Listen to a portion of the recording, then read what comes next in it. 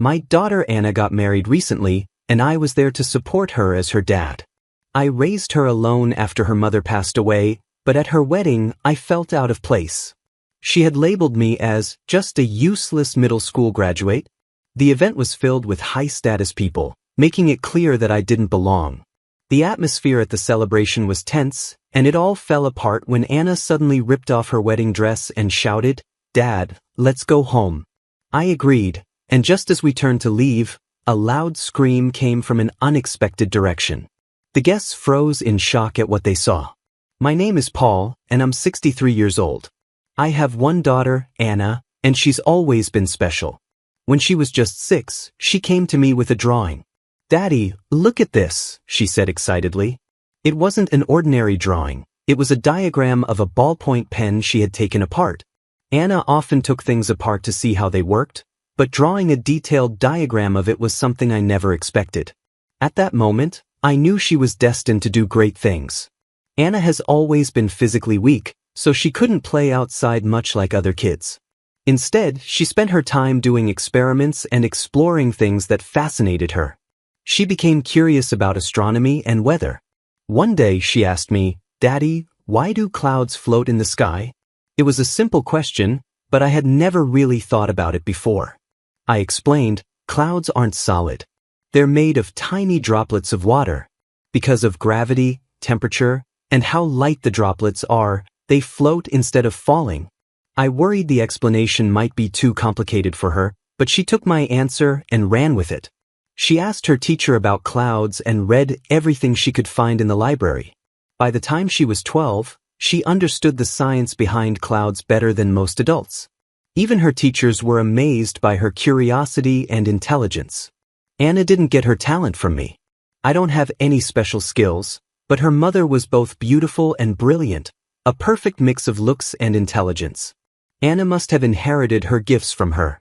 My wife, however, passed away the day Anna was born.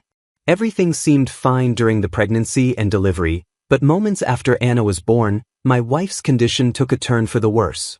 Her body tensed up, and in a few seconds, her heart stopped. With today's medical technology, there's a much higher chance of survival in cases like hers, but back then, things weren't as advanced. There was a 95% chance of death for mothers who developed her condition, which was extremely rare. Only a few dozen women in the American experience it each year. My wife gave her life to bring Anna into this world. She didn't even get the chance to see the daughter she had sacrificed everything for. I didn't know what to do. Of course, I loved my daughter Anna, but I never imagined she came into this world by taking her mother's life. Sometimes, when I looked at her peaceful sleeping face, so much like her mother's, it felt almost cruel. What was I supposed to do? The happiness I had dreamed of, the months I spent with my wife, excited for Anna's arrival, shattered like glass in an instant. Overcome with emotions, I cried until I had no tears left. Then, through my despair, I heard a tiny voice that reminded me of what I still had to do. "Anna, all right. You're hungry, aren't you? It's time for your milk," I said. "Don't worry, I'll protect you no matter what." Holding her tiny, warm body in my arms, I made a promise to myself. Even if I had to do it alone, I would raise Anna to be a strong, happy adult. I would give her anything she needed and be there for her, always. As if she understood my thoughts, she wrapped her tiny hand around my finger. Oh, what were we talking about again? Her voice snapped me back to the present. Standing in front of me, with a smile as bright as the sun, was Anna. She had grown into a beautiful, confident young woman. She looks just like her mother. Anna, now 25, has healthy, sun-kissed skin, long chestnut hair with soft waves, and striking light blue eyes. "Which of these dresses do you think looks better?" she asked, holding up 2 options. "How about the powder blue one on the right? It matches your eyes and looks beautiful." Her eyes sparkled as she smiled softly at my answer. Over the years, noticing how much Anna resembled her mother brought me quiet comfort. Her hair, her eyes, even her expressions reminded me of the love of my life. And now, my little girl was about to get married. Her fiancé, Adam, works at the same company as her. When they came to tell me about their engagement, I liked him right away. I'm still learning, Adam had said, and honestly, Anna doesn't need anyone to take care of her. She's amazing on her own. But I want to be the person who supports her when she's tired, someone she can lean on when she needs a break. Hearing those words surprised me, but they also touched my heart. Most of all, Anna had chosen him, and that was enough for me. I gave them my blessing even though it was her choice, not mine. Since then, I've noticed how much happier she looks around Adam. My serious, hard-working daughter has a lightness in her eyes when she's with him, a bit like how I felt when I was with her mother. Before I knew it, the wedding preparations were in full swing, and my little girl was about to start a new chapter in her life. I muttered to myself, is it really okay that I haven't met his parents yet? Anna and Adam had already introduced both sets of parents to each other, but I hadn't had the chance to meet Adam's parents.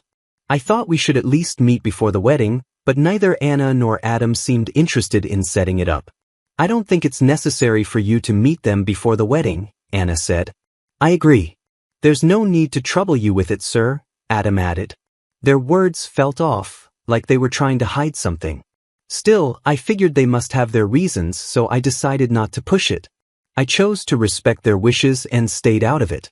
Today, however, was the wedding rehearsal, and I was told Adam and his parents would be arriving soon. Oddly enough, I felt nervous. I kept pacing, sipping coffee, and heading to the bathroom every 45 minutes. When I finally heard the door open, I froze as Adam walked in, followed by 3 people I assumed were his parents. Adam's mother, Lauren, looked me up and down, her gaze moving from my head to my toes like she was sizing me up. I'd heard she was in her 60s, but she looked much younger than that. Trying to ignore the awkward tension, I introduced myself. Nice to meet you. I'm Paul, Anna's father. I extended my hand for a handshake, but neither of them took it. Feeling uneasy, I looked at them closely. Both were staring at me with cold, judging eyes. Oh, I thought Anna's father would be quite handsome since she's such a beauty, Lauren said with a laugh that was more mocking than kind. Standing beside her, Adam's father had a stern, almost hostile expression. In a deep voice, he muttered, about 5 feet 8 inches, average face, not overweight but not slim either. Just ordinary. The sarcastic tone in his voice was sharp, and something about it felt familiar. My mind raced, trying to figure it out. Then it hit me. I knew this man. The arrogant look, the mocking tone, it all came flooding back. You've got to be kidding me. James? I blurted out. That's right, he said, a smirk on his face. Long time no see. I couldn't believe it. The man standing in front of me, my daughter's future father-in-law, was none other than my old nemesis from middle school. James and I had been classmates for only 4 years, but those years were enough to leave a mark. Back then, I was always ranked first in our grade, and James was consistently second, right behind me. He had always seen me as a rival, even though I never thought of him that way. You're so obnoxious, Paul, he'd say. You're always at the top of the class. Couldn't you let me have it just once? That's why I can't stand perfectionists like you. He'd say things like that while I quietly read my books. But it wasn't about being a perfectionist. I just couldn't be satisfied unless I gave my best effort. I never imagined I'd run into him again, especially not here, and certainly not as the father of my daughter's fiancé. I always gave everything my best effort, so my test scores were nearly perfect, either 400 or sometimes 395 because of small mistakes. James was smart too, but no matter how hard he tried, he could never beat me. After every test, he'd throw snide remarks my way, clearly frustrated. Then, one early summer before graduation, my life fell apart. My parents passed away. I won't go into the details, but the loss completely shattered me. I lost all motivation. I didn't even show up for the final exams and stayed home, drowning in grief. I barely noticed the summer heat fading into autumn. Even though my earlier high grades allowed me to move up a grade, I became a recluse, staying with relatives and shutting myself off from the world. During that dark time, James saw an opportunity to tear me down further. See?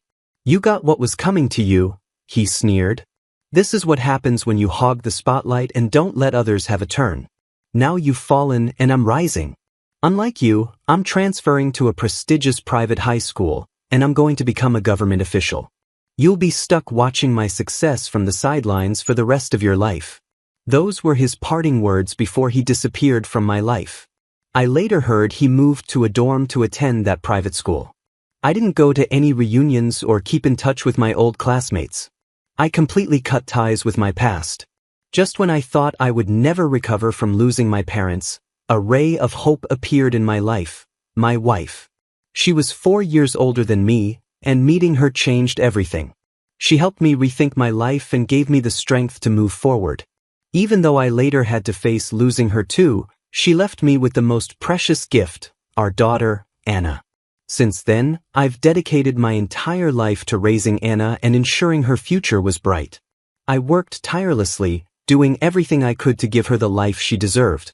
Now, just as I thought she'd found the perfect person to marry, I find out her future father-in-law is none other than my old rival, James.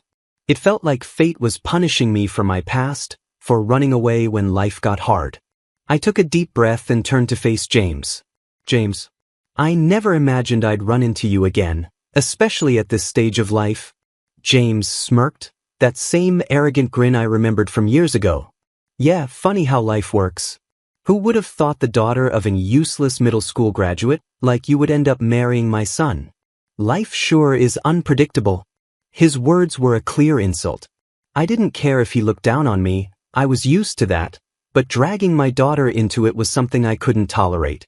I had spent my entire life protecting and raising Anna, and hearing him belittle her hit a nerve I couldn't ignore. Back in the day, I never fought back, no matter what James said. I hated confrontation and always avoided it. But this time was different. I looked him in the eye and spoke firmly, let me make one thing clear. This marriage is about Anna and Adam, not about us. Whatever you think of me doesn't matter. My only focus is their happiness. We're only becoming in-laws, nothing more, nothing less. Don't mix it up, I said firmly. My words seemed to hit a nerve. James, with his usual smugness, sat down on the sofa, crossed his legs, and said, I have no intention of becoming in-laws with someone like you. I'll admit Anna is brilliant enough to marry into our family, but once they're married, she'll cut ties with you and become a stranger. We plan to adopt Anna as our own daughter the moment she marries into this family. Before I could even respond, Adam stepped in. Dad, hold on. This is the first I'm hearing about this. Mom, did you know about this? Lauren, in a mocking, playful tone, replied, Oh, who knows? I'm just a woman who married into this family. Whatever your father says goes, right? If he says it'll happen, then it will. Then she turned to Adam and added, Has talking to a useless middle school graduate lowered your IQ or something? Her words weren't just insulting, they were cruel. It wasn't what she said about me that upset me, it was the way she spoke to her own son. I could see Adam's face tighten, his fists trembling slightly. Now I understood why Adam and Anna had been so hesitant to arrange this meeting. It must have been a shock for Adam to realize his father and I had a history. As I thought about James's petty remarks and Lauren's heartless attitude, I couldn't help but wonder what kind of parents they were. Before I could figure out how to respond, Anna stepped in to diffuse the tension. Let's not have this kind of atmosphere during the dress fittings and rehearsal, okay? We also have a tasting for the meals today, so please enjoy yourselves. She spoke calmly but firmly, changing the subject without addressing the conflict. Lauren stood up, nodding as if nothing had happened. That's right. We didn't come here to waste time. We're here to make sure the food we serve to our guests is up to standard. As she turned to leave, I noticed something odd. She dragged her right foot slightly as she walked. Your right foot, I started to ask, but Lauren cut me off sharply. Your concern is unnecessary. What could a middle school graduate like you possibly know? She snapped before walking out with James. The door closed, and silence filled the room. It was just me, Anna, and Adam now. Adam took a deep breath and then bowed his head deeply. I'm so sorry for my parents' rude behavior, he said. They've always had this superiority complex, and even I can't control them. If only my brother were here. It was then that I learned about Adam's older brother. He had passed away while abroad. My brother was an incredible pharmacist, Adam explained quietly. He was gifted from a young age, and my parents always held him in the highest regard. After he passed, it's like they've been trying to control me even more, as if I have to fill his shoes. Hearing this, I felt a mixture of sadness and respect for Adam. Despite the pressure from his parents, he was standing strong for Anna and trying to make their future work. It gave me hope that maybe, together, they could rise above all this. Adam's older brother had always been passionate about pharmacology, and everyone believed he was destined to become a top professional in the field. But when he turned 26, he made a sudden announcement. He was going overseas. My parents tried to stop him, Adam explained. If it had been for a vacation or to train at a world-famous hospital, things might have been different. But the path my brother chose was much harder. He paused, then continued, "Have you heard of those medical organizations that work in dangerous areas?" Hearing that, my heart sank. I swallowed hard and answered, "Yes, I've heard of them." "So, your brother?" Adam nodded silently. That's why my parents didn't want him to go. He didn't need to say anything more. I could already imagine the weight of what he must have gone through, as well as what might have happened to his brother. The room fell into a heavy silence, the kind where no one knows what to say next. Anna, however, broke through the gloom. "Hey, why are we getting so down? I've heard Adam talk about his brother before, and I know the story. But I'm sure he wouldn't want us to be sitting here all sad, right?" Her words seemed to lift Adam's spirits, even if only a little. "Yeah, you're right," he said. "Let's just focus on the wedding for now." Adam then turned to me and said, "Paul, I really am sorry for how my parents acted earlier." I placed a hand on his shoulder and said gently, "The only thing that matters is that you and Anna are happy. The rest doesn't mean anything." After that, I decided not to bring up what had happened again. Neither James nor Lauren said anything either. Maybe it was because the venue staff were nearby, or perhaps they were pretending to behave. Either way, they spent the rest of the time smiling and avoiding any more trouble. I didn't realize it then, but this was just the calm before the storm. As the day went on, I sampled the meal options and eventually headed home. Time flew by, and before I knew it, the wedding day had arrived. I couldn't believe the moment was finally here. My little Anna, who used to walk behind me saying, "Daddy," had grown up so much. Seeing her in her pure white wedding dress was a sight I would never forget. I didn't think it was appropriate to carry around a large portrait of my late wife, so instead, I brought a small photograph from one of our trips together. It was my way of sharing this special day with her, even if only in spirit. The ceremony was breathtaking, emotional, and almost magical. It's a memory I'll cherish forever. Afterward, we moved to the reception hall. That's when something unexpected happened. "What is this seating chart?" I muttered, staring at the paper in disbelief. Sure enough, I was labeled as useless middle school graduate dad. I could hear murmurs spreading across the room as guests noticed the insult on the seating chart. The staff hurriedly rushed to collect the charts, their faces pale as they bowed repeatedly, apologizing over and over. Anna and Adam were backstage, changing into their second outfits, so they hadn't seen any of this yet. From the panic on the staff's faces and the nature of the insult, I had no doubt about who was behind it. "Well, how about that? My little surprise for you," said a cold, mocking voice behind me. I turned to see James standing there with a smug grin on his face. Beside him, Lauren hid her expression behind a folding fan, but her posture and the slight shake of her shoulders told me she was laughing at me. My body trembled slightly, but not with anger for myself. It was for Anna. This wasn't about me. I had lived long enough to shrug off insults like these. But for the father of the bride to be humiliated in front of so many guests would spark rumors that could hurt Anna deeply. I had tried to avoid making a scene all day, but this childish stunt had pushed me to my limit. Calmly, I said, "At 63 years old, you still find time to pull something this immature? How pathetic." James's grin widened. "I'm a man who graduated from a prestigious university, climbed the ranks to become a government official, and raised a son who works for a top company. And you? You gave up on school, locked yourself away, didn't even take the high school entrance exams, and stayed nothing more than a middle school graduate. This is a celebration for the elite. You should leave immediately." His voice was loud and filled with venom, echoing across the room. Curious guests began to gather, drawn by the commotion. I was about to respond, concerned about how this public embarrassment might affect Anna, but before I could, a calm, firm voice rang out. "Dad, let's go home." The voice was deeper than usual, but I knew it immediately. It was Anna. I turned to see her standing there, no longer in her wedding gown but back in her casual clothes. Her face was emotionless, as if all feeling had been drained. The staff, who had just finished collecting the seating charts, stood frozen, trembling as they watched her. Anna had clearly heard everything. Adam joined her a moment later, also out of his tuxedo and back in regular clothes. His voice was steady but carried an undercurrent of anger that sent chills through me. "Paul, let's go." Meanwhile, James and Lauren's faces twisted in fury. "What's the meaning of this?" James shouted. "Adam, Anna, the reception is about to start. Why are you doing this?" Adam stepped forward, his 6 feet 4 inches frame towering over his much shorter mother. Lauren flinched and let out a small yelp as she took a step back. "Mom," Adam said, his voice cold and sharp, "aren't you ashamed of what you've done? I understand that you've put all your expectations on me since my brother passed away, but I am not your puppet. I want to live my own life," Adam said firmly. "I'll repay the kindness you've shown me, but if you keep acting this way, I'm ready to cut ties with both of you." A heavy silence fell over the room. Guests who had been watching quietly started whispering to each other, too afraid to get involved.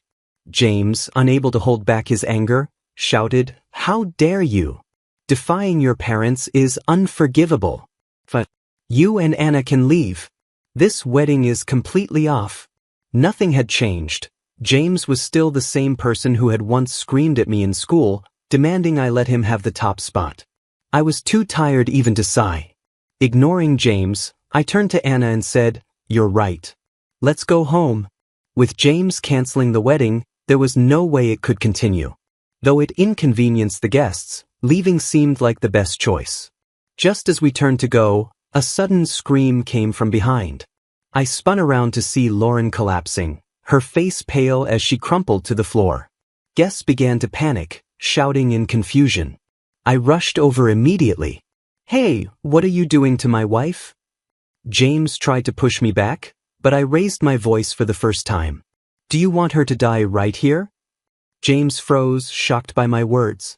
While he stood there in silence, I quickly called for an ambulance. Adam, still stunned by the sight of his mother on the ground, was frozen, unable to react. People crowded around, asking what was happening, their voices full of panic. Anna pushed her way through and hurried to my side. "Dad," she said urgently. She mentioned feeling dizzy earlier. Her steps seemed unsteady, and when she helped me with the veil, her hands were trembling. Hearing this, I knew right away. It had to be a stroke. I carefully tilted Lauren onto her side, raised her head slightly, and spoke to her calmly. She responded faintly, which was a good sign. But until the ambulance arrived, I had to monitor her closely. If her condition worsened, I'd have to perform CPR.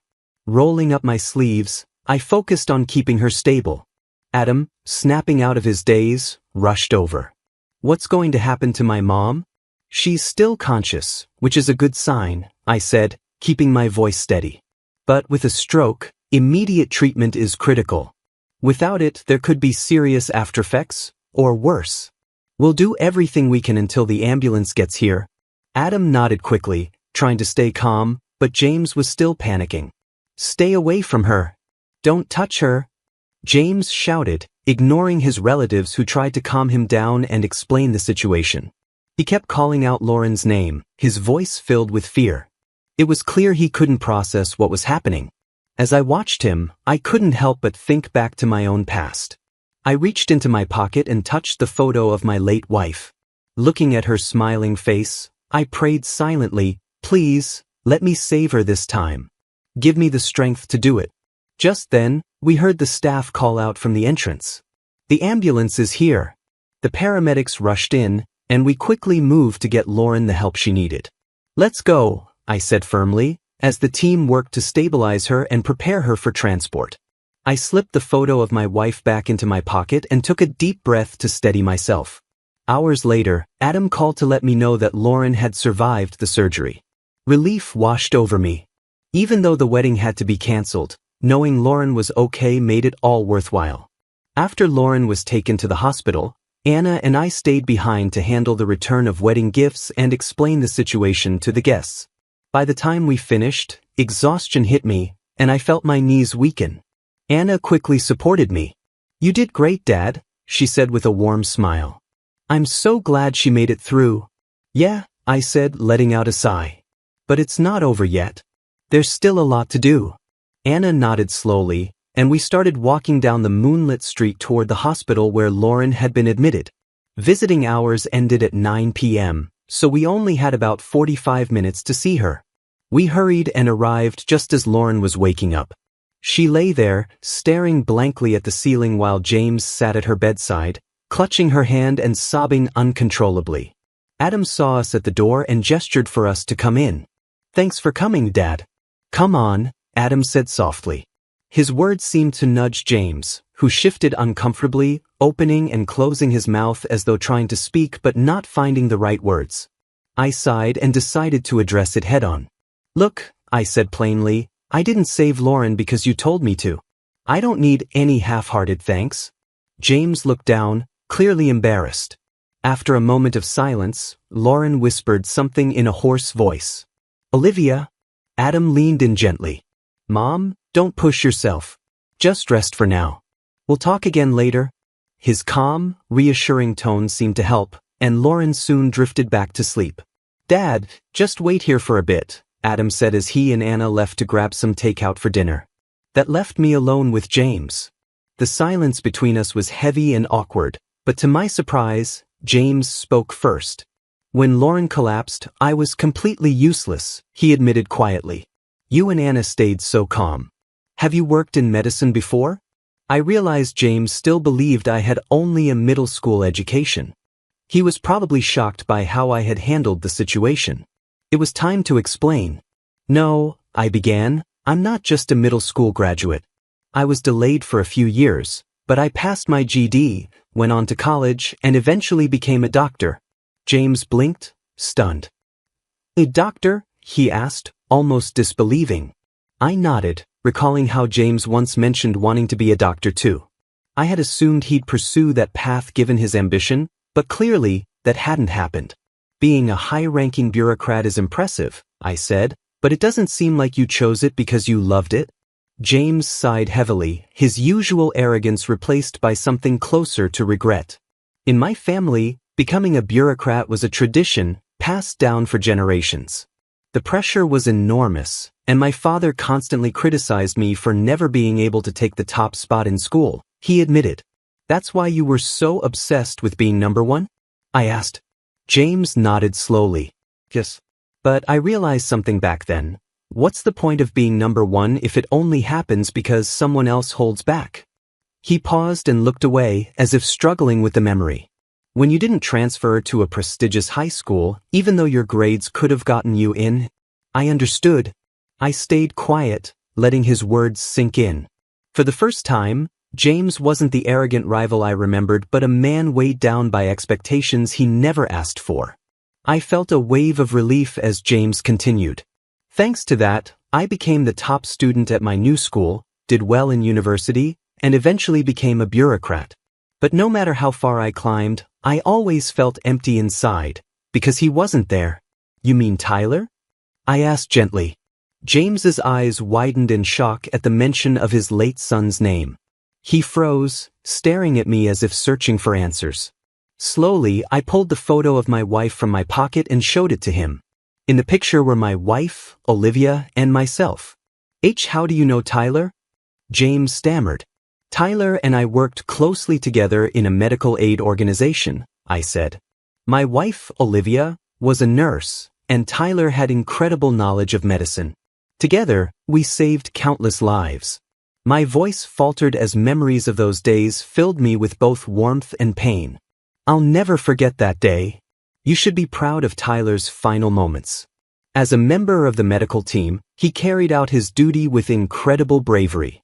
Olivia and I did everything we could to help him, but in the end, Tyler insisted that the resources we had be used for the children in need, not himself. James's face crumpled, and tears welled in his eyes as I continued. Tyler was a truly kind soul. He never spoke much about his family, so I didn't know his story. I think it's time you have this. I reached into my wallet and pulled out a small piece of paper. This is a note Tyler left behind, I said, handing it to James. James took the note with trembling hands. As he read it, sobs escaped him, and he collapsed to the ground. Tyler, he wasn't really my son, James managed to say through his tears. I married Lauren when Tyler was 14. He wasn't my biological son, but I loved him like he was my own. And now he's gone. Tyler? James fell to his knees, tears streaming down his face, forming a puddle on the asphalt under the clear night sky. At that moment, Anna and Adam returned, rushing over, alarmed by the sight of James sobbing uncontrollably. But James was too consumed by his grief to explain. A few days later, after Lauren regained enough strength to speak, I visited her in the hospital. Though she was still bedridden, the quick treatment meant she wouldn't suffer any lasting damage. With proper rehabilitation, she would eventually return to her normal life. When Lauren saw me enter the room, her gaze fell on the photo in my hand. That photo, it's of Olivia, isn't it? She asked softly. I nodded. You know my wife? Lauren closed her eyes for a moment, her expression thoughtful. Then, to my surprise, she said, yes. When I was 20, I studied abroad in Switzerland to train as a nurse. That's when I met Olivia.